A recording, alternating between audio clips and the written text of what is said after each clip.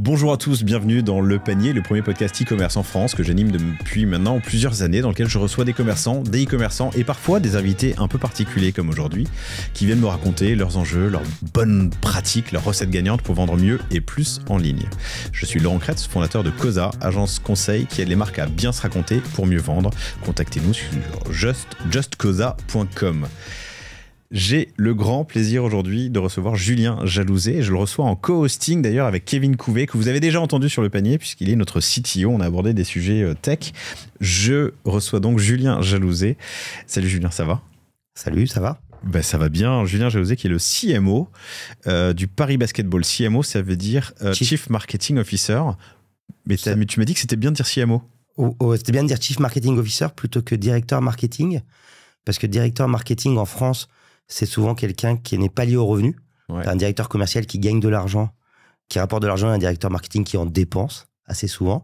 Alors que CMO, dans la traduction américaine, c'est quelqu'un qui rapporte de l'argent. C'est un peu différent. T'es pas un centre de coût, t'es un centre de revenus, quoi. Je suis un peu des deux. Je suis un peu des deux, mais il y a des vrais objectifs de revenus, là où souvent le directeur marketing n'en a pas. On se reçoit dans un cadre un peu particulier. On se croise dans un cadre un peu particulier. Il y a plein de choses à dire. La première, c'est que ça fait longtemps qu'on se connaît parce qu'on était à l'école ensemble, l'école de commerce ensemble. Il y a dans une autre vie, un autre siècle même. 25 c'était les années 2000. 25 ans. C'est ça, 2001, 2003, un truc comme ça, 2001, 2004. Et on se croisait à l'époque. On s'est recroisés ensuite parce que tu étais au marketing, tu étais CMO au PSG puis à l'AS Monaco pendant 6 ans à chaque fois, je crois. 8 ans au PSG, 6 ans à l'AS Monaco. Incroyable histoire. Et un jour, le Paris Basketball vient te chercher. Tu dis d'abord non, puis finalement oui, pour devenir CMO, Chief Marketing Officer du Paris Basketball. Il se trouve que moi, je suis tombé dedans. J'ai été piqué l'été dernier lors des JO. J'ai inscrit ma fille au basket qui se débrouille bien. Et moi, j'ai pris un abonnement au Paris Basketball. Et un jour, je te croise. Enfin, je te vois de loin à l'Accor Arena pour un match contre Barcelone, si je dis pas de bêtises. En janvier. Okay. Je t'écris, je dis mais attends, mais qu'est-ce que tu fais? Et puis c'est là que je vois que tu es directeur marketing Chief Marketing Officer du Paris Basketball. On est aussi avec Kevin qui a une culture sportive meilleure que la mienne et plein de questions. Et voilà. Et dernier élément de ce cadre dans lequel on se reçoit, c'est que vient de sortir, a priori s'il n'y a pas de délai, mais vient de sortir le mercredi 16 juillet, et vous écoutez cet épisode le lendemain, ce sera vendredi que vous l'écouterez, un reportage sur la fin de saison du Paris Basketball. Tu peux m'en dire plus? Tout à fait. On a sorti un documentaire de 52 minutes sur la fin de saison du Paris Basketball sur Amazon Prime, parce qu'on a pensé qu'on vivait une saison historique. Donc on a pris un pari qui était de dire faut faire un documentaire. On risque d'aller en play-off d'Euroleague, on risque de gagner la Coupe de France, on a une chance d'être champion de France, et finalement on est allé en play-off d'Euroleague, on a gagné la Coupe de France, on a été champion de France. Donc on a bien fait de faire ce documentaire, et il retrace toute la saison avec un gros accent sur la fin de saison 2024-2025. Qui était vraiment incroyable. Qui était tout à fait au-delà des espérances. Ouais, on parlait du match de finale de la Coupe, là, qui était pas de la Coupe, du championnat. Qui était incroyable. Les playoffs d'Euroleague, ça paraissait inaccessible. C'était notre première saison en Euroleague, avec un des plus petits budgets de la compétition. On s'était dit, si on arrive vers le milieu du classement, le haut de la deuxième partie, ça serait déjà assez extraordinaire, parce qu'on avait un budget comparable à celui de l'Asvel, qui l'année dernière, sur 34 matchs, avait dû faire 30 défaites et 4 victoires. Et il n'y a pas de secret, avec plus de budget, on a des meilleurs joueurs, etc. Donc on s'était dit, bon, la saison en Euroleague va être compliquée. Tout le monde, on s'était même dit, nous, d'un point de vue marketing, va falloir être fort pour raconter une très belle histoire autour d'une équipe qui perd. Et puis finalement, on a été, au mois de novembre, on était premier de l'Euroleague, après 10 victoires de suite. Et puis après, on a navigué jusqu'à arriver 8e, aller en play-in, et donc aller en play-off. La première saison, ce qui est tout à fait inattendu et spectaculaire. Ouais. Ah, c'est incroyable. C'est facile d'avoir un reportage sur Prime? Alors, c'est pas très facile d'avoir un reportage sur Prime. Après, on avait des bonnes discussions avec eux. Et eux, ils ont vu le potentiel de cette fin de saison. Ils sont toujours en recherche de contenu. Donc, la pression qu'ils mettaient, eux, c'était de sortir le plus près possible du dernier match. En nous disant, si on peut sortir... Faut battre le fer tant qu'il est chaud, quoi. Ouais, ça, et ils avaient raison, parce que les actus vont vite dans le monde dans lequel on vit. Et puis très vite, il y a Wimbledon, il y a le Tour de France, on passe à autre chose. Donc eux, ils disaient, la saison se termine le 24, il faut sortir le 25. la boîte de prod qui nous accompagnait et nous disait c'est impossible.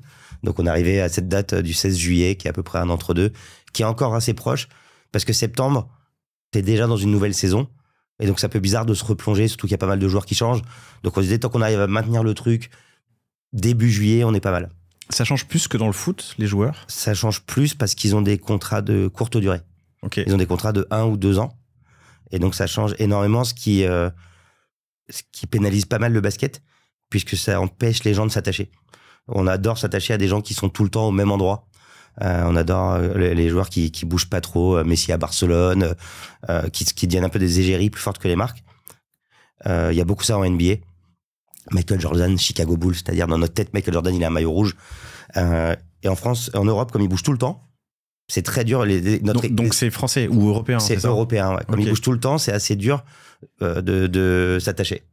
Et du coup, tu as moins d'indemnité de transfert, tu as moins cette logique de transfert pour ton budget? Tu n'as pas d'indemnité de transfert. Ok. En fait, tu as 5... dans le foot, on va dire que tu as 5 piliers de revenus. Tu as les revenus commerciaux qui en sont 3, qui vont être sponsoring, billetterie et merchandising. Ensuite, tu as les droits TV qui sont colossaux. Et ensuite, tu as les transferts. Le basket, tu prends la même chose et tu en enlèves les 2 plus gros, à savoir les droits TV et les transferts. Ok. Et donc, tu te bats sur le sponsoring, la billetterie et le merchandising. Donc, ça pénalise énormément, puisque on rentrera dans les chiffres, mais pour un club comme l'AS Monaco, 80% des revenus sont les droits TV en foot. Là où nous, on n'a pas de droits TV et pas de transfert. Ok. Cette dépendance aux droits télé, d'ailleurs, est problématique dans le football actuel. On le voit que ça fragilise beaucoup de clubs aujourd'hui. Et du coup, peut-être que finalement, ne pas en dépendre trop, c'est une bonne chose aussi sur ce point. C'est plus vertueux. Si vous demandez à nos actionnaires... non, approche le micro. Si vous demandez à nos actionnaires, ils préféraient qu'on ait des droits TV élevés. Mais c'est ce qui s'est passé dans le foot, en effet. Ce que tu dis, c'est qu'il y a eu tout ce sujet de... qu'est-ce qui se passe quand il n'y a plus de droits TV? Parce que tu as des entreprises qui sont des clubs de football qui se sont habitués à vivre comme ça, avec notamment des clubs de milieu de tableau. Je prends un exemple, Montpellier, qui est un club qui était plutôt vertueux d'un point de vue économique, où tu dois avoir un budget de dépenses qui doit être autour de 50 millions d'euros, un budget de rentrée qui est autour de 50 millions d'euros, parce que tu prends 40 millions de droits TV par an. Donc en fait, et après le reste de tes revenus, c'est 10 millions, tu as toujours à peu près les mêmes sponsors, tu vas faire tes 3 millions de billetterie, tes 2 millions de merchandising. Mais donc les gens qui sont dedans, ils se disent jamais comment on passe de 3 millions de billetterie à 10 millions. Okay. Parce qu'en fait, tous les ans, il y a les 40 millions qui vont tomber. Donc notre coût, pas très grave. Et puis un jour, les 40 millions, ils deviennent 20. Oui. Et là, tu te dis, ah mais en billetterie, notre stade, il fait pas de revenus depuis 5 ans. Pourquoi on n'a rien fait? Parce qu'on se disait que c'était pas une priorité. En hospitalité et tout ce qui va avec. Ouais. T'optimises pas en fait tes revenus commerciaux. Le fait que t'aies pas d'indemnité de transfert aussi, est-ce que quelque part, ça vient pas minimiser l'enjeu de la formation? Du coup, parce que tu dis, mon joueur que je vais former, que du coup, on va investir dessus, au bout d'1 an, 2 ans, il va partir. Alors, t'as quand même des possibles indemnités de transfert sur ton centre de formation si t'as des joueurs qui sont draftés en NBA. Okay. Donc là, t'as une sorte de négo qui, je pense, va être plus de gré à gré avec le joueur en disant, en gros, si grâce à nous, tu vas en NBA et que tu signes donc un contrat, parce que les contrats en NBA vont très vite chiffrer en millions ou en dizaines de millions, on va négocier un pourcentage parce que c'est grâce à nous que tu y seras arrivé. Il faut que le joueur accepte, mais tu lui dis, nous, on investit sur toi. Donc, dans le centre de formation, il y a une chance, mais pas sur les joueurs, par contre, qui sont en pro. Ok. Est-ce que tu peux te présenter? On est entré dans le vif du sujet, mais dans les grandes lignes. Oui, donc Julien Jalouzet. Donc, moi, j'ai commencé ma carrière aux États-Unis pendant quelques années, dans le vin, donc rien à voir, et puis dans une ONG, rien à voir non plus. Je suis un passionné de sport, je suis un très grand fan du Paris Saint-Germain, depuis que je suis enfant. Et j'ai pu rejoindre... quand j'avais 28 ans, je suis revenu des États-Unis. J'ai rejoint le Paris Saint-Germain. C'était en 2008. Donc, c'était la PME dont on parlait le plus en France. La PME dont on parle le plus en France à ce moment-là. Okay. Bien sûr, puisque c'est une société de 220 salariés qui ressemble à des bureaux de n'importe quelle société, qui sont dans un petit coin du Parc des Princes avec des petits bureaux fermés un peu à l'ancienne, etc. Et tous les matins, quand tu ouvres le journal ou quand tu allumes la télé, on parle du Paris Saint-Germain. Donc, il y avait vraiment ce décalage-là. Donc, j'ai eu la chance de faire 8 ans et de voir le Qatar arriver, ce qui a tout changé. J'étais au digital, au PSG, en 2008. C'est-à-dire que c'était rien. En fait, j'étais tout seul à dire, faudrait faire une application iPhone, faudrait ouvrir un compte Facebook, un compte Instagram. On me disait, ouais, c'est pas trop le sujet. Et puis, le digital est devenu énorme et le PSG est devenu énorme. Ensuite, j'ai monté une société qui s'appelle Digital Playaz, qui accompagnait les joueurs, notamment sur les réseaux sociaux et les ayants droit sur l'activation pendant 2 ans. Puis j'ai rejoint l'AS Monaco pendant 6 ans et le Paris Basketball depuis 1 an. C'est quoi le budget d'une équipe de foot de Ligue 1 ? Ça varie énormément, j'imagine. Hein, ouais, alors le PSG, là, je crois, aux dernières nouvelles, on parle de 1 milliard. Sur ce que j'ai lu hier, on parle de 1 milliard à peu près. Ils vont passer le milliard en revenus. Ça parle pas de dépenses, mais les dépenses, aux dernières nouvelles, elles sont autour de 900 millions. Donc peut-être qu'il serait excédentaire de 100 millions, ce qui me paraît étonnant, parce que c'est plutôt un club qui perd de l'argent comme tous les clubs. Tous les clubs perdent de l'argent ? Tous les clubs perdent de l'argent. Il y en avait quelques-uns, en fait, qui sont un peu en milieu de tableau en Ligue 1. C'est pour ça que je prends l'exemple de Montpellier, qui, bon an, mal an, vont dépenser 50 millions et rentrer 50. Mais sinon, tu perds de l'argent. Le PSG a perdu beaucoup plus qu'1 milliard depuis le début du Qatar. L'AS Monaco, c'est un budget de fonctionnement à environ 200 millions par an. Tu perds structurellement 100 millions. Donc en fait, tu sais qu'au début de l'année, tu vas dépenser 200 millions, salaire joueur, centre de formation, admin, etc. Ça, c'est 200 millions, tes coûts. Et tes revenus commerciaux, ils sont de 20 millions, à peu près, l'AS Monaco. Tes droits TV, ils sont à peu près de 80 millions. Donc s'ils tombent à 50, tu perds beaucoup. Donc en fait, tu as rentré 100 millions, tu as dépensé 200. Donc tu as intérêt à être bon en transfert. C'est vraiment là que tu peux te rattraper. C'est là que tu peux te rattraper tes 100 millions. Okay.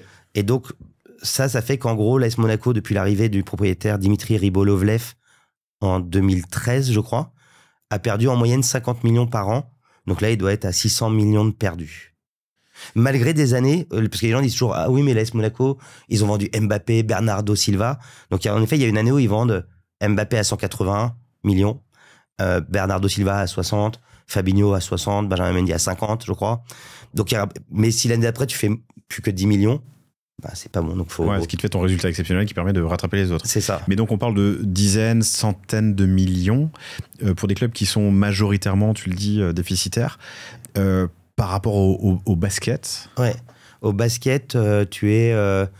Il y a combien de clubs en France qui sont dans le championnat ? Dans le championnat, il y en a... je vais dire une bêtise. Il y en a 18. Nous, on a un budget... Donc, alors l'année dernière, on avait un budget de fonctionnement de 10 millions, ce qui faisait de nous le 3e club, derrière Monaco et Lasvel, qui étaient à 30 et 20 à peu près, respectivement. Cette saison, on était à 20. Donc, on était le 2e ex-aequo avec Lasvel. Et l'année prochaine, on va être beaucoup plus proche de 30. Mais du coup, on est obligé d'avoir un budget élevé pour être compétitif en Euroleague. Et du coup, on devient un peu un mastodonte du championnat de France. On est en train de devenir ce que le PSG est un peu avec la Ligue 1. Ce qui n'est pas très bon pour nous non plus. Oui, parce que 1 milliard de budget, alors que l'AS Monaco, qui est une bonne équipe, je crois, à 200 millions, t'es loin devant. T'es très loin devant, et les autres équipes vont être plus proches des 100, en gros, entre 80 et 100. Okay.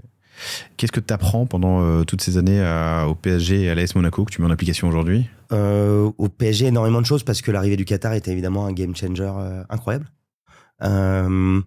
Sur le développement de la marque, l'attention portée à la marque. Le PSG, ils ont ouvert sur la 5e avenue une boutique, je crois, il y a 2 ans environ. Et les gens ont parlé de ça un peu comme d'un phénomène, comme si c'était quelque chose qui est arrivé du jour au lendemain. C'est l'aboutissement de 10 ans de travail. En fait, le PSG, le Qatar se dit, OK, il y a un des territoires qu'on doit investir, c'est les États-Unis, parce qu'il y a du pouvoir d'achat, parce qu'il y a des sponsors, parce que les équipes de foot sont pas très puissantes. Donc, on peut être l'équipe de foot que les gens adorent. Et ils commencent à organiser des tournées d'été aux États-Unis, auxquelles j'ai participé, à Los Angeles, à New York. Ils ouvrent des PSG Academy aux États-Unis. Ils font des collabs merchandising que les gens ne voient pas par dizaines. Donc, en fait, pendant une semaine, dans le store le plus cool de Venice Beach, de skate, il va y avoir 2 skates PSG à 2000 € chacun. Et en fait, ça fait que les gens qui vont dans cette boutique-là, qui sont les skateurs les plus cool de Los Angeles, ils voient le PSG et ils commencent à se dire « Ah, mais c'est assez cool, en fait. » Et puis, tu fais ça fois Brooklyn, Chicago, etc. Tu trouves des partenaires aux États-Unis. Donc, il y a eu un partenariat avec Budweiser, par exemple, que tu faisais que aux États-Unis parce que tu avais le droit là-bas, parce que c'est de l'alcool. Donc, tout ça, et c'est ce travail-là de 10 ans. Et puis, à la fin, l'aboutissement, c'est hop, on ouvre une boutique sur la 5e avenue. Et tout le monde dit « Ah, mais le PSG, incroyable. » T'as l'impression qu'ils se sont réveillés un matin et qu'ils ont créé cette boutique sur la 5e avenue, mais c'est un boulot de fond. Et la vision, elle était très puissante, la vision du Qatar. Ils ont établi très vite le fait que le PSG devait être une top 10 franchise de sport dans le monde. Donc, on avait la liste partout. Il y avait des tableaux dans les bureaux avec les top 10 franchises de sport dans le monde. Les top 10 franchises de sport, c'est les New York Yankees, les Los Angeles Lakers, Ferrari en Formule 1. Ah, tout sport confondu. Bien sûr. Ferrari en Formule 1. Et à la fin, c'était même devenu les marques de sport. Donc Nike, Adidas, Ferrari, le tournoi d'Australie de tennis, l'équipe du Brésil de foot, Manchester United, Barça, Real. Et donc, ils disaient, on doit être là-dedans. Okay. Et quand on regardait, on était très loin. On pouvait estimer qu'on était autour de entre la 40e et la 50e place. Que l'Atlético de Madrid était plus gros, que le Bayern Munich était plus gros, que McLaren en Formule 1 c'était plus gros. Quand tu prends tous les sports, ça fait beaucoup. Je pense que honnêtement, je me suis dit cette semaine, à la Coupe du Monde des clubs, après avoir la saison du PSG, je pense qu'ils y sont, ou ils sont tout prêts. Oui, on peut l'imaginer. Et clairement, quand on voit les clubs qui s'exportaient le mieux avant l'arrivée du Qatar, on peut voir qu'il y avait Manchester, Bayern, Munich, et c'est pas des villes très sexy. Il n'y a pas la Tour Eiffel. Quel est l'impact de la Tour Eiffel sur le logo du PSG et du Paris Basket? C'est énorme. En fait, il y aurait pour le PSG, il y avait toujours cette idée. C'était des discours qu'on entendait aussi en interne. C'est le jour où on sera aussi fort que le Barça, on sera plus gros que le Barça. Parce que Barcelone, c'est une super ville. Hein. On aime tous Barcelone, je pense.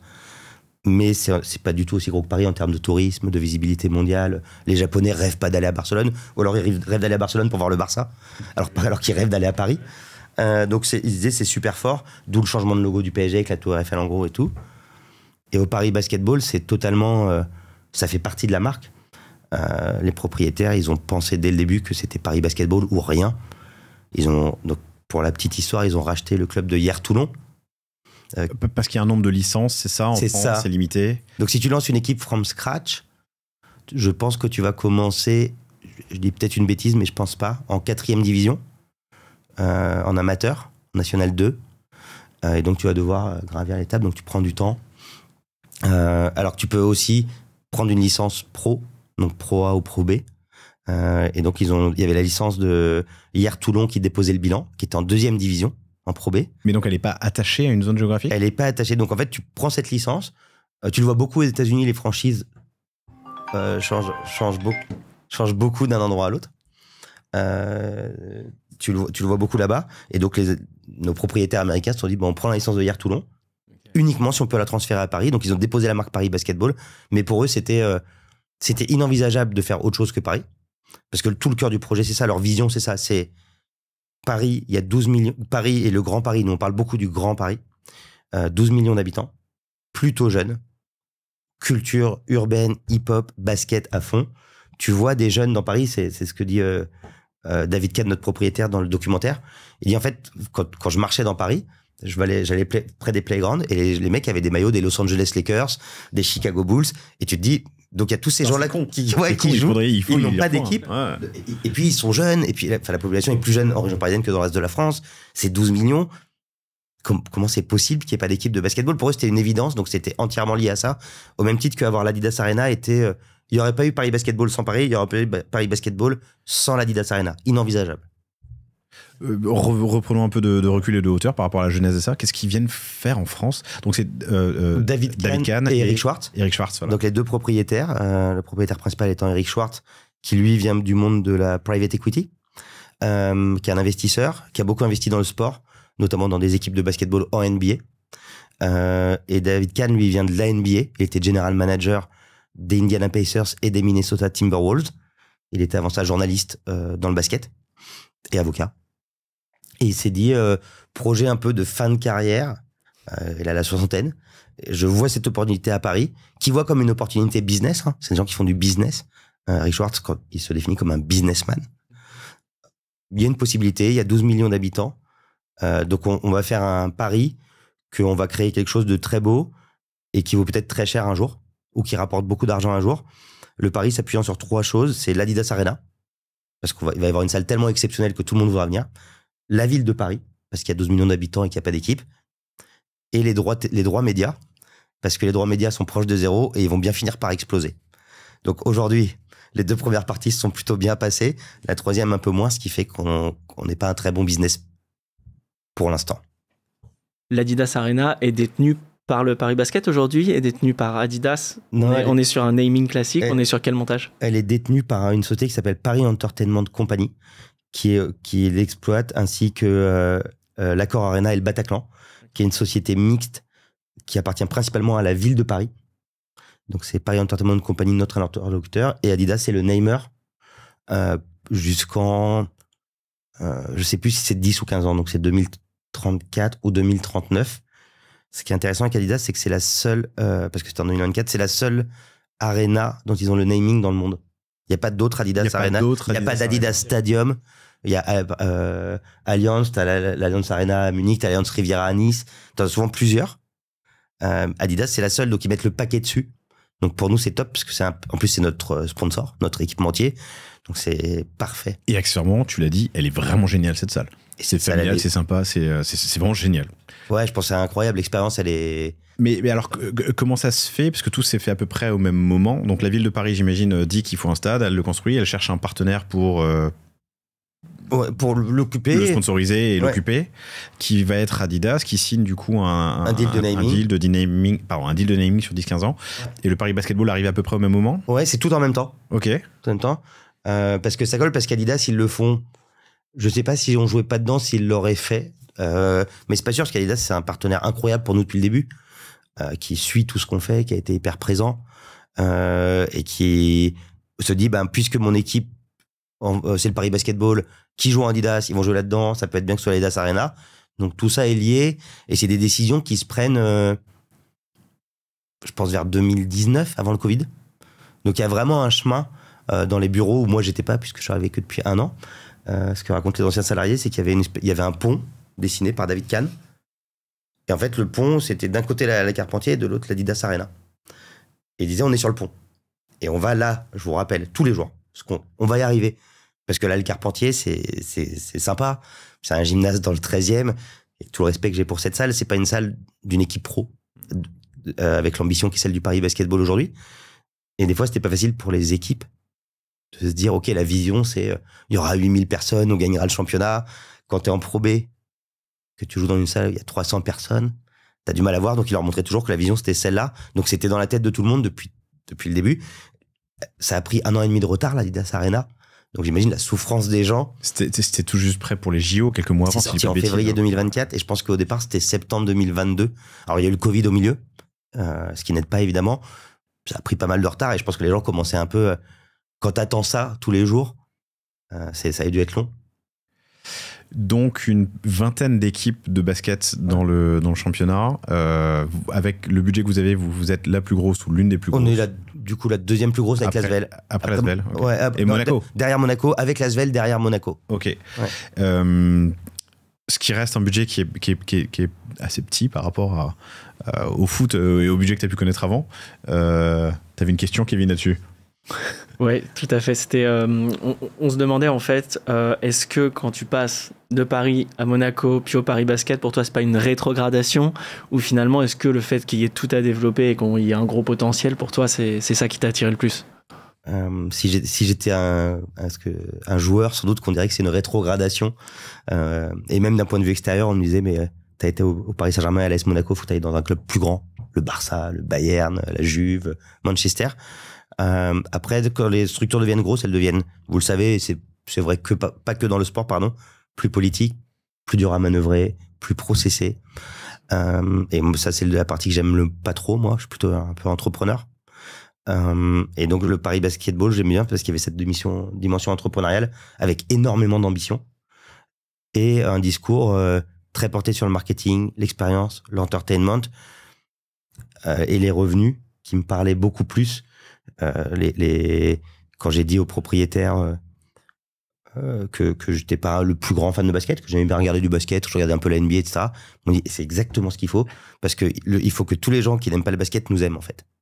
Donc c'est exactement pour ça qu'on veut que tu viennes. On veut surtout pas un fan de basket. Et donc je trouvais que c'était intéressant. Et puis mon rôle est beaucoup plus impactant. En fait, donc on a fait 20 millions de dépenses cette saison et environ 16 millions de revenus. Donc presque break-even, bien presque plus que... à 4 millions près, ouais. Bon, à 4 millions près, mais c'est moins que les 100 millions de l'AS Monaco. Et en fait, c'est qu'est-ce qui... C'est fait bouger l'aiguille, move the needle, comme dirait David Kahn. Et il dit, ici, c'est vous.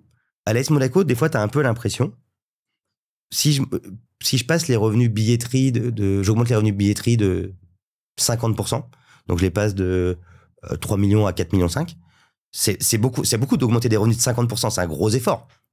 Faut embaucher des gens, faut bosser plus, faut faire du yield management. À la fin, ça va rien changer. On va me dire, c'est génial. Au lieu de perdre 100 millions, on perd 98,5 cette saison. Merci Julien, bravo. T'es vraiment l'homme qu'on attendait. Et puis le lendemain, ils vont dire, mais t'inquiète pas, parce que le joueur qu'on devait vendre 50, on a une bonne nouvelle, on l'a vendu 70. Donc en fait, et donc des fois, il y avait cette impression que ton job a assez peu d'impact. Ce qui peut arriver dans plein de jobs, hein. Mais tu te dis, en fait, tout ce pourquoi je m'arrache, finalement, c'est pourquoi. Au Paris Basketball, si j'augmente les revenus de 50%, littéralement, on va pouvoir acheter des meilleurs joueurs. Je me sens un peu responsable, sans être arrogant, de la performance de l'équipe, puisque le budget, il est calculé beaucoup en fonction des revenus, et que les revenus, c'est beaucoup moi. Ça donne beaucoup de sens, en fait, à ton boulot au quotidien. Ouais, c'est ça. Et les gens voient pas forcément ça. Tout à fait. En parlant de sens, du coup, si on revient sur ton expérience à l'AS Monaco, dans un sport qui est très populaire, qui est très drivé par le public, la ferveur, on a tous les images en tête, enfin tous les fans de foot, en tout cas de la Bombonera de Boca, de Liverpool, du mur jaune de Dortmund. Comment tu fais pour avoir un club qui a une image forte, qui est connue, et en même temps dont le stade est vide et peu attrayant en plus pour les vrais fans de foot, on va pas se mentir.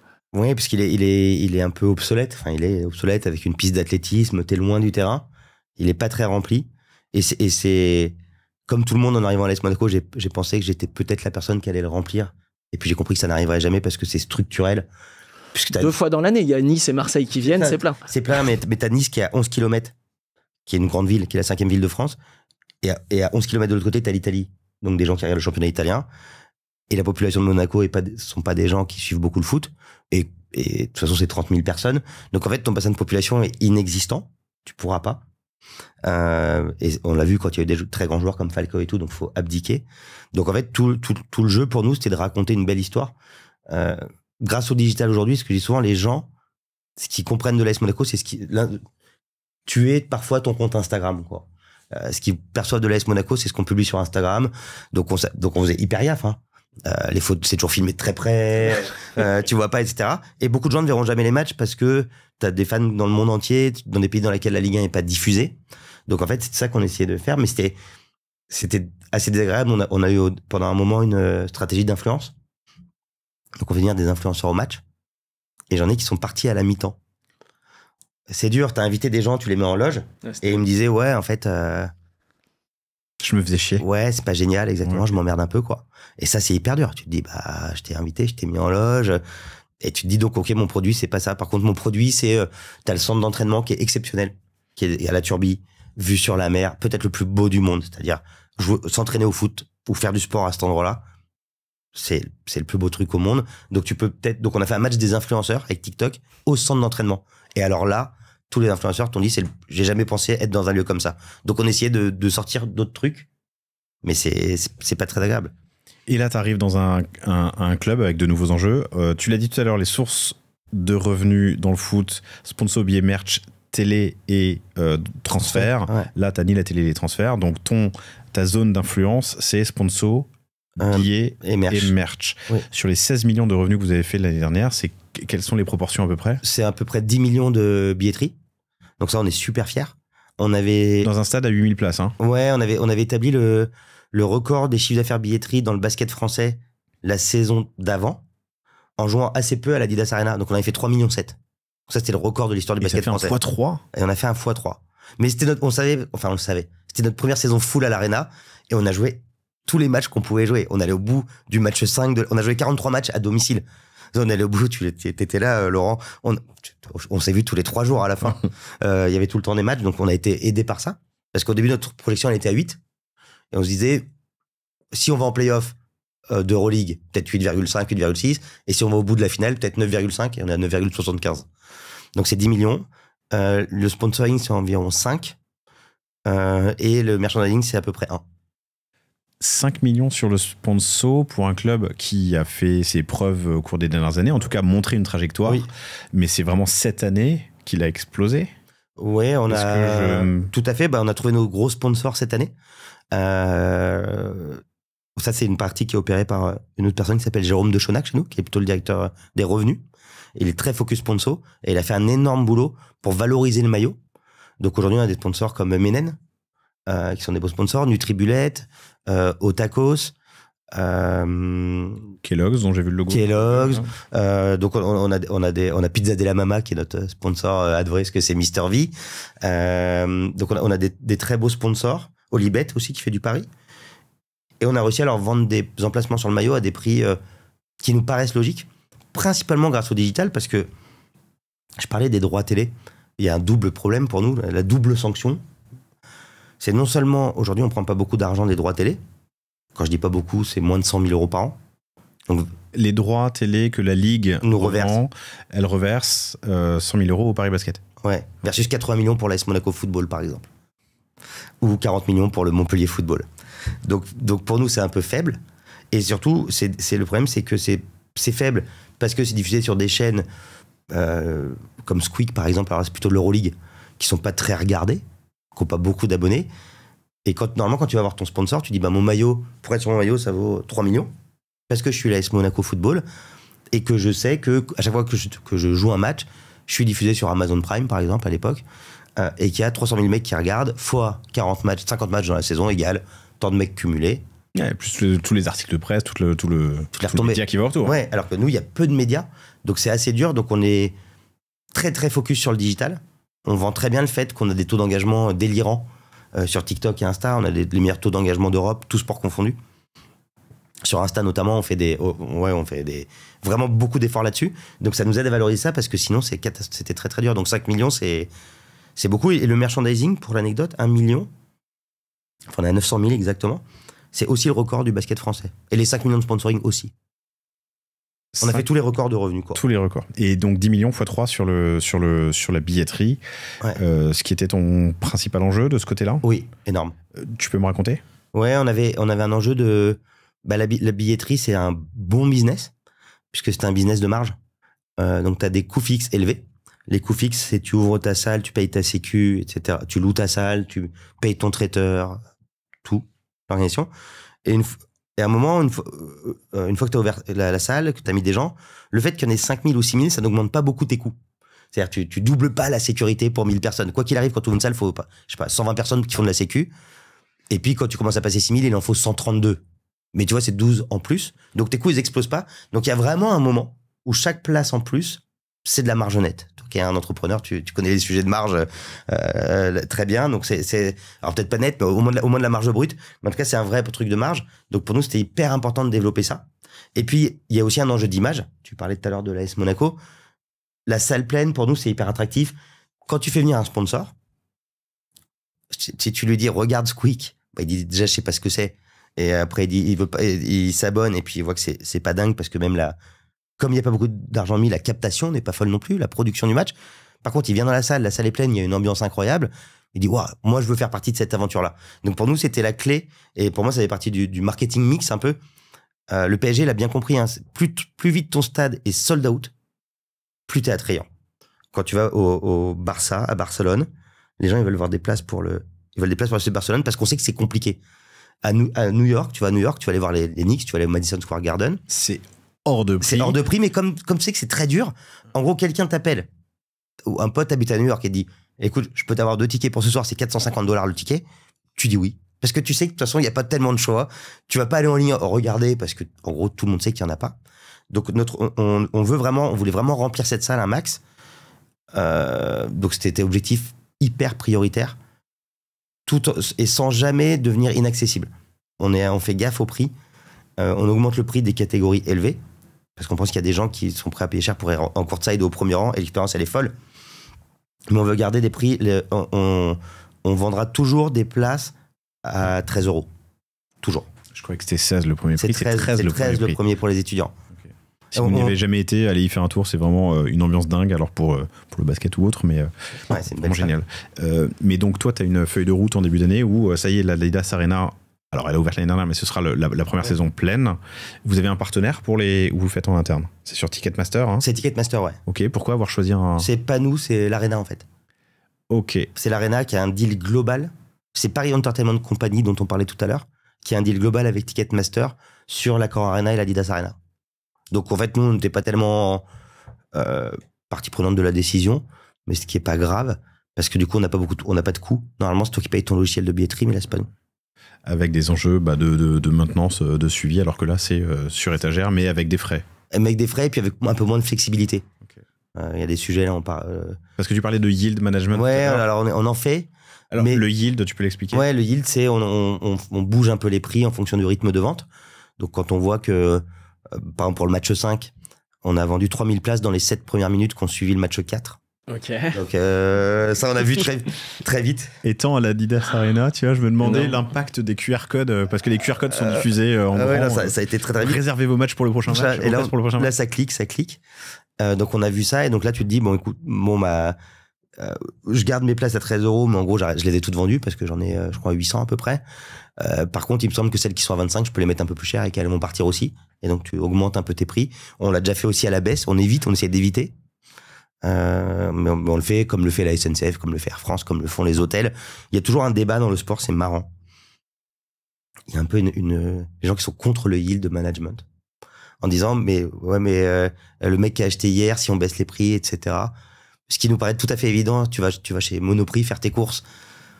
Le Coca, il est à moins 20%, alors qu'hier, t'en as acheté 2 packs. T'as l'habitude de ça tous les jours. Mais il semblerait que dans le sport, ce soit un gros frein, je sais pas pourquoi. Toujours ce sujet-là, où des fois on fait une offre pendant une journée, quand on en avait plus de difficultés à remplir pour des matchs de Betclic un peu moins prestigieux, on a fait une offre 1000 places à 5 €.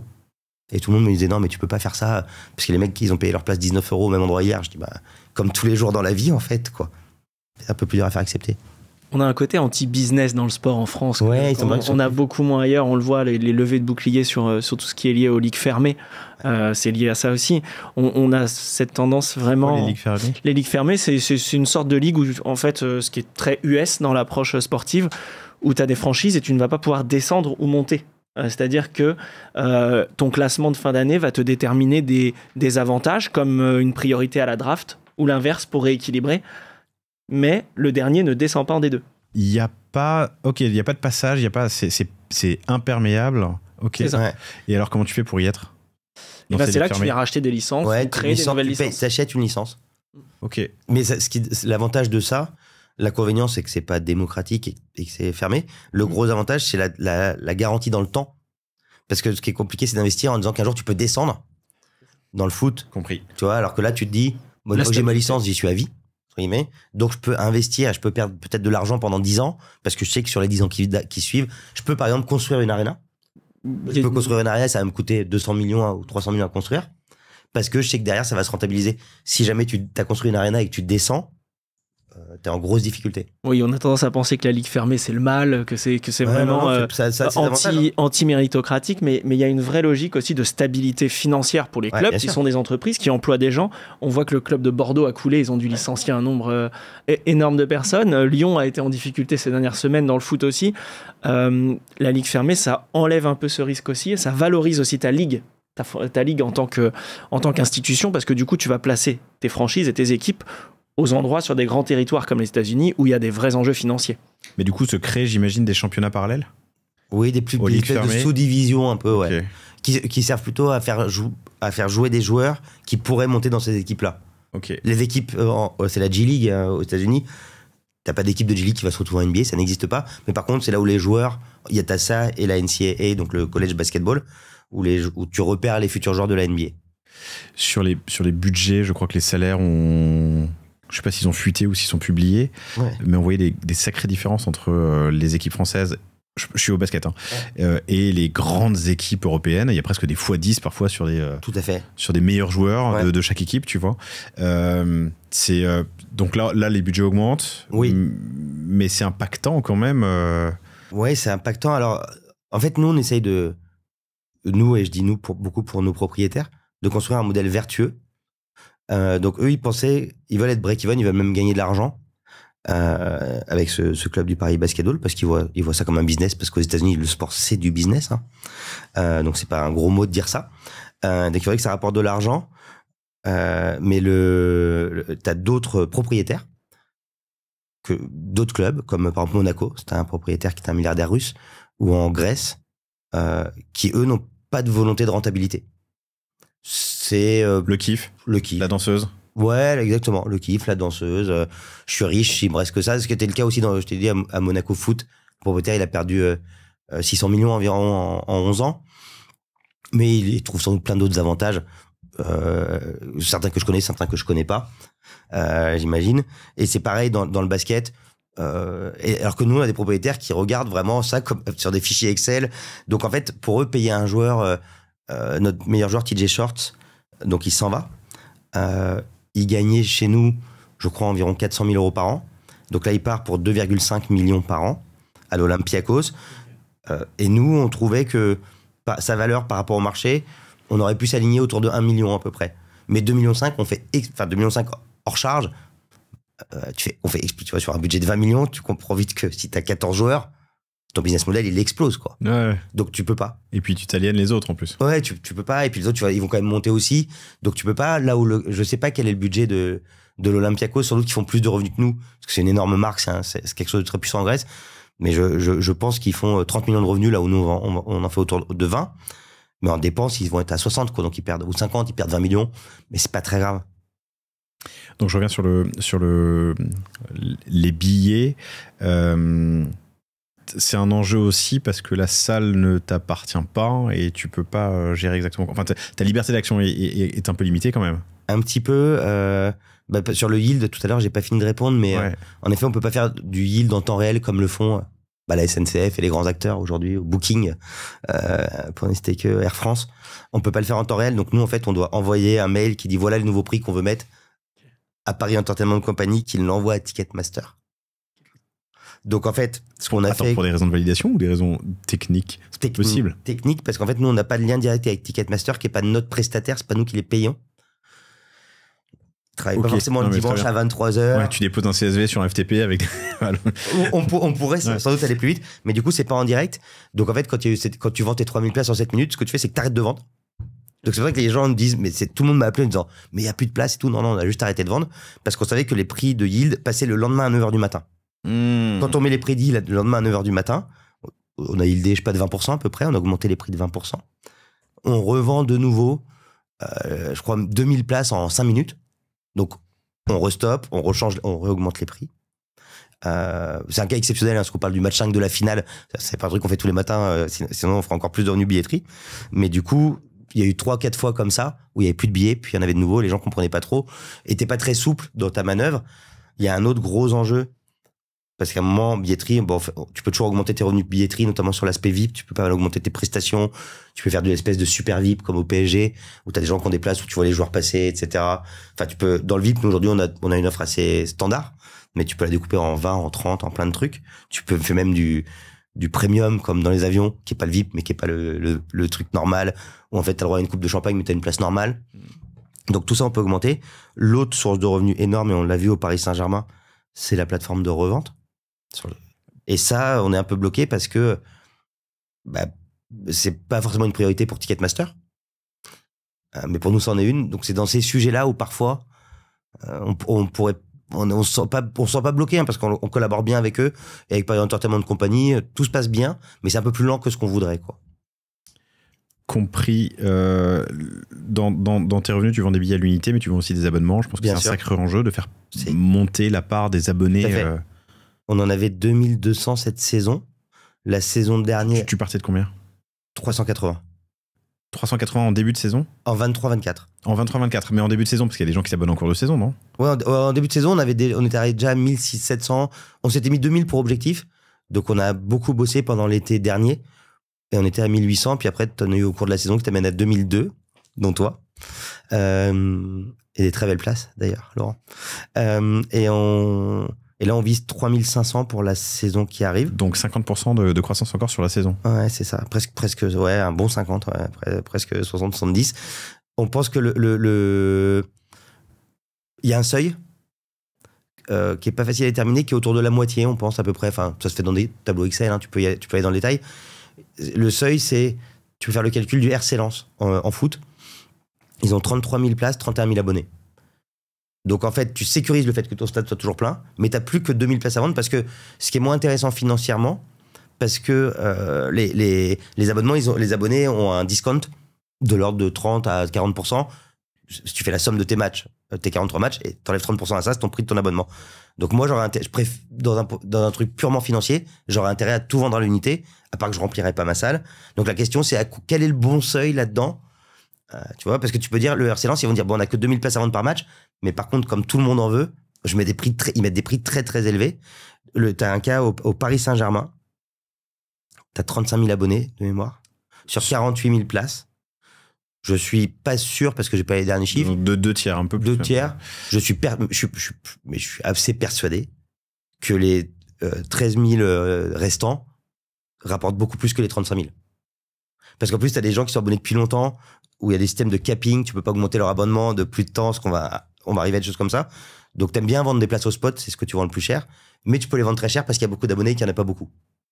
Ensuite, t'as des plateformes de revente. T'as des plateformes de revente, mais c'est pas légal en France.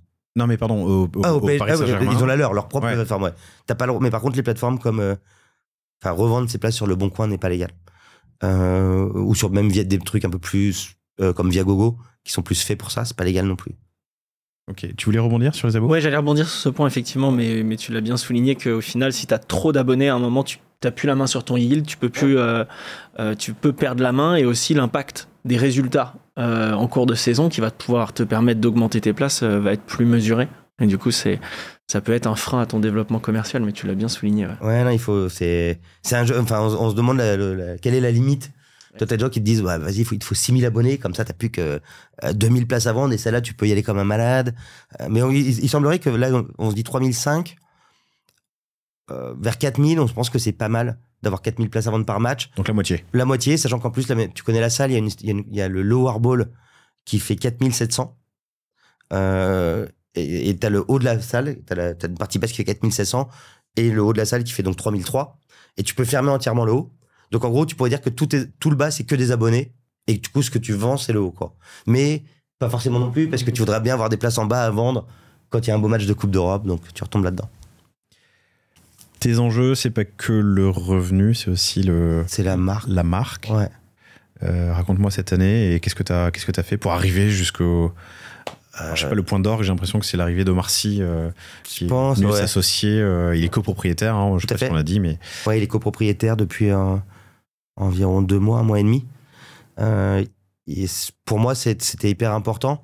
L'enjeu de la marque, c'est de sortir de quelque chose qui serait un peu trop fan de basket, un peu trop confidentiel, grâce à une marque forte. Donc nous, on se veut un peu le Brooklyn, on se veut le truc cool parisien, on est Paris Nord, on est très lifestyle, on est très hip-hop, on est très urbain dans tout ce qu'on utilise, tu le vois à l'Arena, dans la musique qu'on utilise, dans nos publications Insta, etc. On se veut à fond être là-dedans, et on veut toucher un maximum de monde. Il y a les gens qui portent plein de gens portent des t-shirts Suprême, qui sont des t-shirts blancs avec marqué Suprême en blanc sur un fond rouge, qui valent $400. Qu'ils achètent à $400, mais qui valent pas $400 à fabriquer. En tout cas, je pense pas. Et parce que c'est cool et que ça vient des États-Unis, que ça vient de New York, etc. Plein de gens portent des casquettes des New York Yankees, sans savoir que c'est des casquettes des New York Yankees. Donc, on pense qu'il y a un truc à jouer et qu'il fallait sortir de ce truc un peu confidentiel qui serait un peu le basket français. Je pense pas qu'un jour, tous les enfants dans la rue connaîtront nos joueurs. Pourtant, ils connaissent tous les joueurs du PSG, mais c'est lié à la puissance médiatique aussi, la diffusion, etc. Par contre, je voudrais tous qu'ils connaissent le Paris Basketball, les couleurs de notre maillot et tout ça. Et donc, on cherchait comment accélérer ça. Et donc, on avait plusieurs axes. Un des gros axes, c'était comment on peut bosser sur l'influence, les célébrités. Donc, à chaque match, on fait venir des influenceurs et des célébrités, à tous les matchs, qui vont de... Vous les faites venir?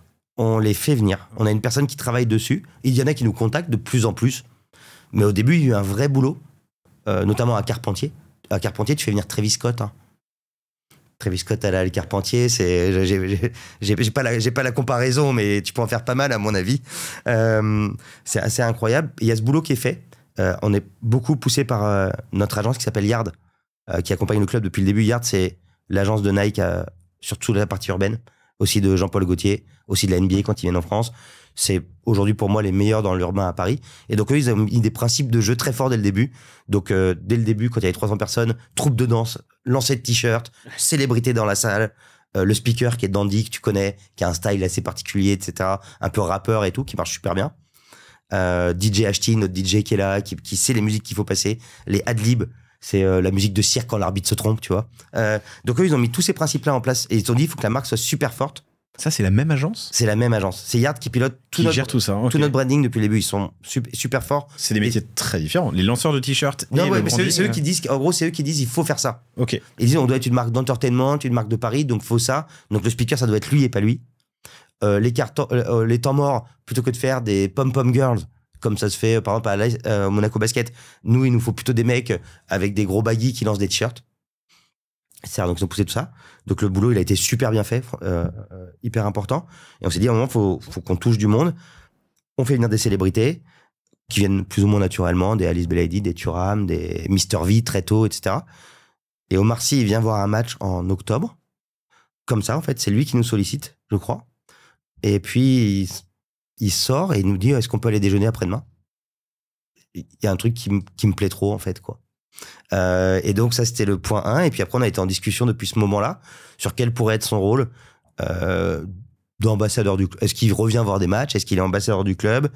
Est-ce qu'il est ambassadeur de la fondation parce qu'on a lancé une fondation aussi cette saison jusqu'à devenir copropriétaire et pour nous c'était on a une liste de gens dont on voudrait qu'ils soient proches du club qu'on a établi depuis longtemps, des gens comme Gaël Monfils parce qu'on trouve qu'ils incarnent bien notre truc. Des gens comme on avait Griezmann aussi parce qu'il adore la NBA et qu'il est très populaire. Pierre Ninet qui dans toutes les interviews dit qu'il est fan de basket et qui aujourd'hui est parmi les plus grands acteurs français sans problème, je pense. Tout en haut de cette liste, Omar Sy. Omar Sy, il coche toutes les cases de ce qu'on veut. C'est-à-dire, il est parisien, il vient de Trappes, il est incontestable. Peu de gens qui peuvent dire du mal d'Omar Sy. C'est marrant comme terme, incontestable. Il est incontestable, je suis d'accord. T'as du mal à dire du mal de lui. Il est connu par tout le monde. Quand on dit international. Et à l'international. Et quand tu dis de 7 à 77 ans, pour moi, c'est vraiment ça. C'est-à-dire, c'est peut-être une des seules personnes en France. J'en parlais l'autre fois avec quelqu'un qui est avec une actrice qui s'appelle Karine Viard. Avec son mari en l'occurrence, qui est Emmanuel Herrero, qui fait le documentaire pour nous. J'en parlais avec eux et Karine Viard, elle peut se balader dans la rue aujourd'hui à Paris. Okay. Elle se fait arrêter de temps en temps, mais si elle met une casquette et des lunettes. Omar Sy, difficile. Omar Sy, il peut pas faire 3 mètres. Ouais, compliqué. Il peut pas faire 3 mètres. Quand on mange avec lui dans un restaurant et dans une pièce privatisée, et malgré ça, quand on sort, il y a quand même du monde. Il est 5 personnes qu'on croise parce qu'on sort à minuit et qu'il n'y a plus personne dans le resto parce qu'on est arrivé tard exprès. Les 5 personnes lui demandent un selfie. Donc pour nous, c'était incroyable. Et puis il incarne bien, il incarne tout ce qu'on veut dans les valeurs. Le fait que ce soit le plus américain des acteurs français sur un sport qui est très US, est-ce que finalement ça te laisse imaginer ou ça vous donne l'envie ou en tout cas la perspective d'être connu aux US, ou est-ce que c'est impossible pour un club français d'exister aux US? On pense qu'on pourrait. On ne sait pas quels seront les développements exactement de la NBA en Europe, qui est un sujet dont on a discuté, mais on n'a pas d'infos. Si j'avais des infos, je les donnerais, mais vraiment, j'en ai pas. Et même mon boss n'en a pas. On pense que ça va arriver un jour, mais quand, sous quelle forme, etc. Ça nous aiderait à être connu aux US, évidemment. Ton boss, David Kahn, qui a passé 30 ans en NBA. Donc lui, en fait, il est au sujet du truc. Et lui, il le dit très honnêtement, il dit, parce que souvent les abonnés, quand il y a des meetings abonnés, il y en a pas eu où t'étais là, mais ils disent, mais on en est où? Genre, il va y avoir la NBA en Europe, on va en être. Et il dit, il faut pas croire qu'il y a des mecs dans une salle comme ça, qui ont pris des grandes décisions et qui disent, bon, on va y aller en 2027, ça sera avec le Paris Basketball et le PSG et Manchester City. En fait, les mecs eux-mêmes, parce qu'il y a la conversation avec eux, ne savent pas. Ils savent qu'il y a un truc à faire, mais ils savent pas comment. Le jour où on le saura, ils nous le diront, et nous on le dira aux gens. Donc ça peut arriver. Et peut-être parce qu'on s'appelle Paris, on a un truc à jouer. C'est plus facile de... J'adorerais faire un match amical contre les Los Angeles Lakers. Et LeBron James, évidemment. Et bizarrement, peut-être qu'on a plus de chances de le faire que le Panathinaikos, parce qu'on s'appelle Paris Basketball. Évidemment. Tu vois, donc il y a peut-être un truc. Donc il y a peut-être. Je pense que percer aux US, c'est parce que la question elle est dure d'un point de vue niveau. C'est comme si tu allais voir les Ligue de Ligue 1, quoi. Ouais, c'est ça. Tu allais voir une équipe américaine de football, de soccer, une équipe de New York, et tu disais vous allez percer en France. Mais mec, il y a le PSG, il y a l'OM, il y a Monaco, il y a déjà plein d'équipes que les gens adorent. Donc, oui, mais tu vois des maillots de l'Inter Miami partout maintenant. Tu vois des maillots de l'Inter Miami, t'as raison, tu peux être une marque cool. Donc il y a peut-être un truc à jouer. Et on est Paris. Et on pense que ça passe beaucoup par les collabs merch. On est en train de bosser beaucoup là-dessus. On va lancer nos premières collabs avec des marques américaines un peu fortes ou pas fortes du tout et des designers qui ont de l'avenir pour exister comme ça, pour que les gens commencent à s'habituer à notre marque en fait. C'est dans ton scope aussi? C'est dans mon scope, ouais. Ok. C'est le sponsor qui y était pas. Hein. C'est le sponsor qui y est pas. Ok. T'as dit à plusieurs reprises, après t'as eu un gros rendez-vous d'ailleurs, donc on va pas te garder trop longtemps, mais t'as dit tout à l'heure que vous étiez le club d'Europe, tout sport confondu, qui avait le plus d'interaction et d'engagement sur les réseaux sociaux. Oui. Moi je vous suis évidemment, et je suis surpris de la qualité, du rythme et de la fréquence du posting. Tu peux me raconter ton setup? Ouais, on a une équipe de com interne avec des community managers. Donc ça a été encore une fois le boulot de l'agence, beaucoup Yard, qui a impulsé vraiment la manière dont on poste, qu'on poste pas. On a des gens en interne qui font un boulot incroyable. J'espère qu'ils vont se reposer cet été parce qu'ils font tous les matchs à domicile et à l'extérieur.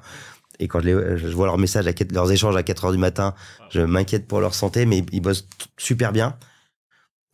Et après, on bosse énormément. On a des gens en interne, on a un responsable com, des CM, des social media managers, qui sont 4 ou 5 en tout, quoi. Et après, on bosse avec des freelances à tous les matchs. Donc, en fait, on a fait une politique d'ouverture.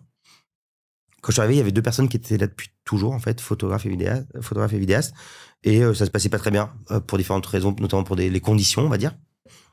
Ils n'étaient pas contents de pas être salariés, d'être freelance, ça collait plus. Et donc, on s'est dit, bon, on va tester d'autres gens. Il y a tout le temps des gens qui nous écrivent. J'ai connu ça aussi à l'AS Monaco et au Paris Saint-Germain. Est-ce que je peux venir prendre des photos? Il est passionné, en plus. Passionné. Moi, je suis photographe, j'ai 18 ans, je suis étudiant ingénieur ou médecin.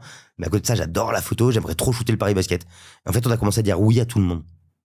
Donc, il y a eu un match où on s'est retrouvé avec 14 mecs accrédités. Mais c'est pas grave, en fait, parce que c'est... Et donc, on a dit aux gens, bah, allez-y. T'as une certaine charte, quand même, tu vois, il y a un... Oui, non, en fait, je dis pas qu'on publie tout. Allez-y, lâchez-vous, prenez tout ce que vous voulez. Les mecs envoient tout leur contenu. Et de ça, on s'est dit, OK, ça c'est bon, ça c'est pas bon. Donc on a commencé à faire un tri. Du coup, sur la saison, on a dû tester plus de 50 personnes. Aujourd'hui, on bosse principalement avec 6 ou 7.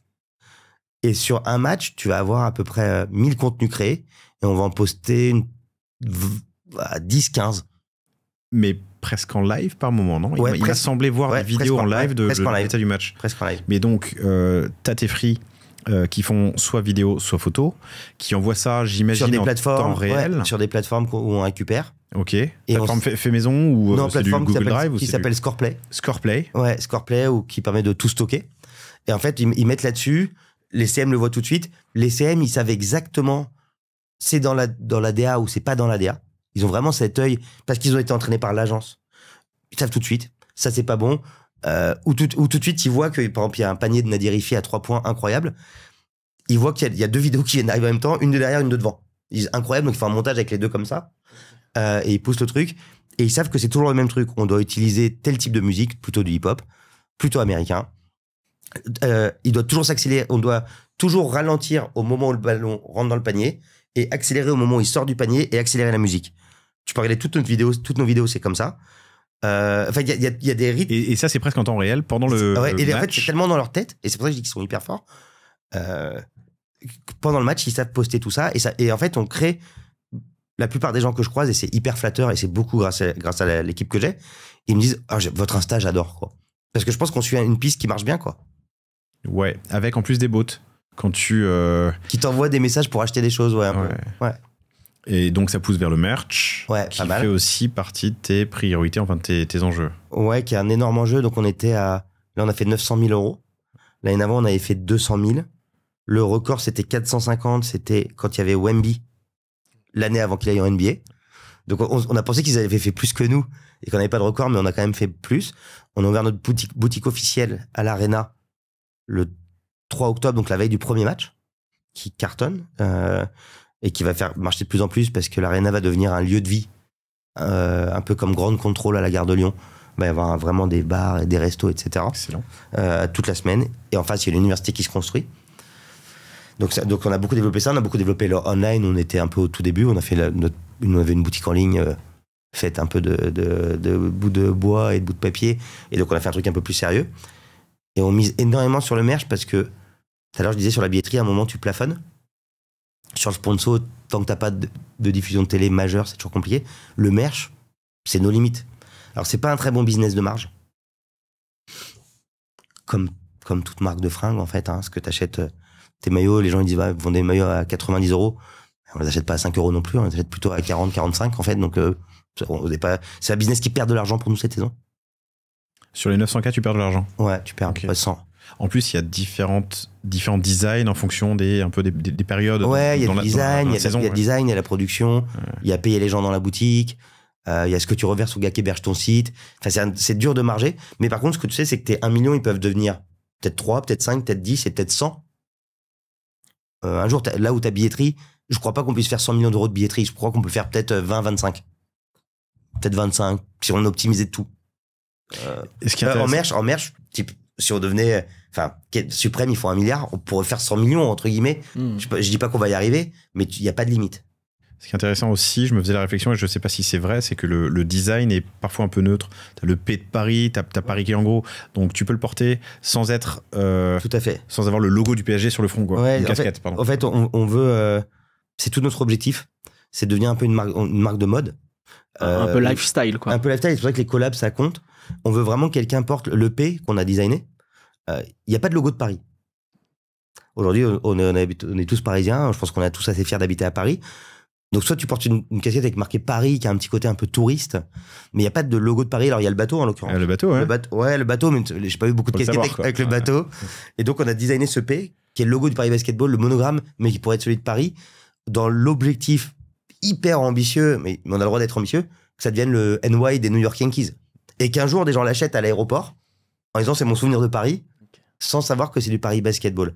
Et pour moi, c'est vraiment un truc, et nos actionnaires sont très très portés là-dessus.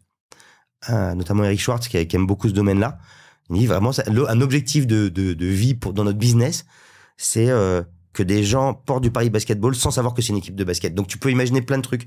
Tu peux imaginer d'espèces de sous-naming, tu vois, un nom, by Paris Basketball. Tu vois, un truc qui s'appellerait Château Rouge. T'as une marque qui s'appelle Maison Château Rouge, en l'occurrence déjà, ou La Chapelle. By Paris Basketball. La Chapelle deviendrait la marque de mode la plus cool du monde, parce qu'on ferait des défilés, on serait à la Fashion Week. En fait, ce serait juste By Paris Basketball, et finalement, ça serait devenu plus gros que le club de basket. Tu peux même aller plus loin. À un moment, nos actionnaires m'ont dit ça, c'était intéressant. Ils m'ont dit, est-ce qu'il n'y a pas un risque à ce qu'on gagne trop de matchs trop vite? Donc je dis, comme ça, non, mais expliquez-moi. Ils me disent, en fait, regarde le Paris Saint-Germain. Ils font environ plus de 100 millions d'euros de chiffre d'affaires merchandising.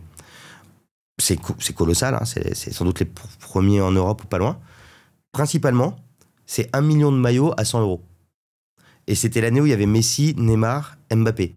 Alors cette saison, ça doit être très fort aussi avec la Ligue des Champions et tout. Mais en gros, il me disait en fait, donc t'enlèves les 3 joueurs. C'est pas comme, ils ont pas vraiment développé un business de mode. Ils vendent plein de maillots parce qu'on adore ces joueurs et que en fait, ils ont bien recruté. Ils ont bien recruté et que c'est des stars mondiales et qu'on achète le maillot. Mais ce qu'ils me disent, ils me disent, un jour, nos actionnaires, ils me disent, un jour, on veut faire 10, 100 millions. Soyons fous, ça paraît impossible, mais pourquoi pas? Mais dans les 100 millions, on veut pas du tout faire 1 million de maillots à 100 €. Nous, on veut faire 100 000 maillots à 100 €, donc 10 millions, et 90 millions sur plein d'autres trucs, quoi. Parce que là, on sera une marque qui sera totalement indépendante des résultats sportifs, et donc on aura gagné. C'est moins risqué, bien sûr. Donc, si tu gagnes trop de matchs, et si je les appelle et que quand on parle, on a des calls toutes les semaines avec nos 2 actionnaires, si tu leur dis, on a fait tant au match 5 en merchandising, les mecs se marrent, quoi. Ils disent, ouais, ok, d'accord, vas-y, raconte-moi ce que t'as fait le lendemain et la veille, parce que le fait que t'aies vendu beaucoup de casquettes et beaucoup de maillots le jour où t'es champion de France, c'est pas vraiment là qu'on a besoin de toi, on pense qu'on l'aurait fait même si t'étais pas là. Qu'est-ce qui va se faire en juillet-août quand il n'y a plus de match, quoi? Ouais, c'est exactement ce que tu vas faire. Donc, on va essayer de faire des trucs un peu marrants. J'adorerais aborder encore plein de sujets, mais peut-être un dernier. T'as parlé de renta et t'as parlé de faire une culbute. Enfin, tu l'as pas dit comme ça, mais la renta, c'est faisable. Oui. Oui. En 2026 En 2026, ça va être compliqué, peut-être la saison d'après. 2026, 2027. Et combien ça vaut un club? C'est pas liquide comme marché. Non, ça vaut la valeur qu'un acheteur veut y mettre, ça. un peu. Tu peux faire des calculs comme une boîte de multiples de chiffre d'affaires. Bah, un peu moins d'EBITDA parce que tu perds de l'argent, hein. Mais tu peux faire c'est souvent des multiples de chiffre d'affaires. Et puis après, tu peux avoir des opportunités parce qu'on est Paris, se dirait ça vaut tant. C'est surtout ça, ouais. Ouais, ça vaut tant. Je sais honnêtement pas ce qui est dans la tête de nos actionnaires. Ils sont transparents sur plein de choses. Mais ça, ils l'ont jamais dit, mais je pense que parce qu'eux, ils sont pas sûrs. Eux, ils préféraient que ce soit rentable et les garder très longtemps parce que je pense que ça leur plaît beaucoup. Après, si quelqu'un arrive demain et dit je rachète le Paris Basketball pour 300 millions, je suis pas sûr qu'ils disent non plus. Ils auraient peut-être tort de dire non, hein, d'ailleurs. Donc, je sais pas, mais ouais, ça peut être. Les valorisations sont délirantes en NBA aujourd'hui. Les Lakers, c'est plus combien, 10 milliards, je crois. Pour combien de chiffre d'affaires ou de budget? C'est une bonne question. J'imagine qu'en chiffre d'affaires, c'est en centaines de millions, évidemment, mais ça doit être 400, 500. Ok. Ça, c'est moins que le Paris Saint-Germain. Donc x20. Ouais, x20. A priori, ouais. Donc, tu vois, est-ce que nous, on fait 20 millions? Est-ce qu'on vaut 400 millions? Je ne sais pas du tout. Mais ça peut être ça.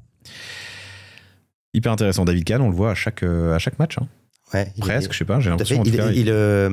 C'est parce qu'il est abonné. Okay. C'est pas une blague, il paye ses abonnements. Mais non. Bien sûr que oui. Il a 2 abonnements courtside au Paris Basketball. Parce que c'est beau, je trouve. Dans le principe, tu vois, l'exemplarité du dirigeant. Tu connais les principes d'école de commerce qu'on avait ensemble, de leading by example, notamment. Et pour lui, c'est hyper important. Et il était très surpris quand il arrivait parce qu'on n'est pas des business, souvent, des businessmen dans le sport, que tout le monde invite tout le monde. Parce que t'as tout le monde. En gros, moi, je me fais pas mal inviter au PSG parce que c'est un peu mes potes, parce que j'y ai bossé. Donc, quand ils viennent, je tendance un peu à les inviter. Il m'a dit tout de suite. Alors, nous, c'est pas du tout comme ça. Parce que toi, t'as incentivé sur la billetterie. Donc, tu vas vite comprendre que ça t'arrange pas d'inviter des mecs. Et moi, je paye mes abos, donc tout le monde paye tout ici. Et ça marche super bien. Ça drive un truc hyper puissant, je trouve. Et il est toujours aux meilleures places courtside, en effet, mais qui paye. Et c'est intéressant parce que des fois, même dans les discours avec les gens qui disent, ah ben attends, nous on a quand même fait ça pour vous, on vous a aidé sur le site web, on va pas en plus payer nos places. Tu dis, bah notre propriétaire il les paye, donc oui. Donc ça met tout de suite la limite. Génial. D'autres questions? Non, c'est bon, très bien. Julien, c'était très très cool de te recevoir. Je suis hyper impatient de voir le documentaire qui sort demain. Tout à fait. Sur cette... Quand on sera diffusé, tu l'auras vu normalement. Et quand on sera diffusé, normalement, je l'aurai vu. Julien Jalouzet, Jalouzet sur LinkedIn, si vous voulez poursuivre la conversation. Kevin Couvé chez Cosa Vostra, kevin@cosavostra.com. Julien, merci infiniment. Merci à vous. Merci à vous toutes et tous qui nous avez suivis pour cet épisode un peu particulier où on sortait des sentiers battus. Et si vous l'avez jamais fait, je vous invite à aller voir un match du Paris Basketball à l'Adidas Arena. C'est une ambiance de folie. Moi, j'allais pendant des années avec mes ex-associés au PSG. On avait des super places. Je trouvais que l'ambiance était dingue. Mais c'est une ambiance quand même très différente de ce qu'il y a dans une salle fermée. Et puis un rythme qui est aussi assez différent, je trouve. Ouais, c'est un peu plus entertainment. C'est une sorte plus familial, plus accessible qu'un match de football. Merci. Merci à vous. Salut.